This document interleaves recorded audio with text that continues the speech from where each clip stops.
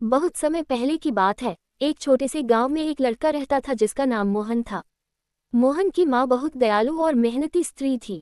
उनका घर गांव के किनारे एक छोटे से पहाड़ के नीचे था। वहां चारों तरफ हरियाली और फूलों से भरे पेड़ थे।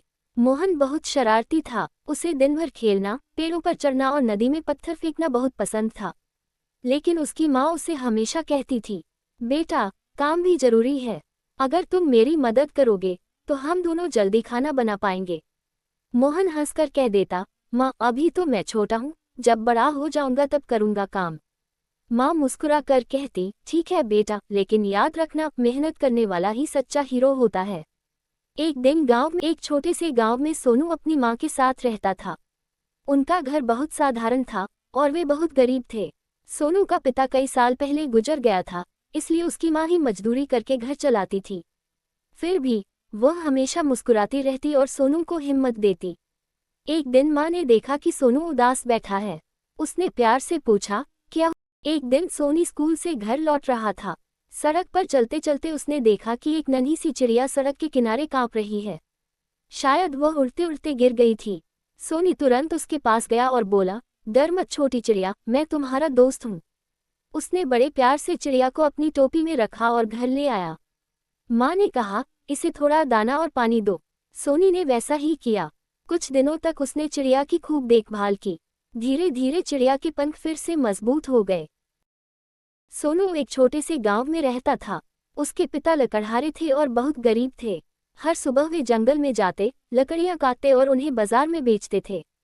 दिन भर की मेहनत के बाद भी इतनी आमदनी नहीं होती थी कि घर का खर्च ठीक से चल सके। सोनू की माँ घर पर ही रहती थी और सिलाई बुनाई करके कुछ पैसे कमाने की कोशिश करती थी।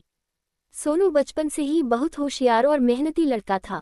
गरीबी के बावजूद उसके मन में पढ़ाई करने और कुछ बड़ा बनने की चाह थी। स्कूल की फीस भरना उसके पिता के लिए आसान नहीं था, लेकिन वे बहुत समय पहले की बात है। एक छोटा सा गांव था जिसका नाम बाबा की मड़ई था। ये गांव पहाड़ियों और हरे भरे जंगलों से घिरा हुआ था। वहां के लोग बहुत खुश रहते थे। गांव में हर किसी के चेहरे पर मुस्कान रहती थी। बच्चे सुबह सुबह स्कूल जाते, दोपहर को खेलते और शाम को अपने माता पिता के साथ खेतों में मदद करते थे।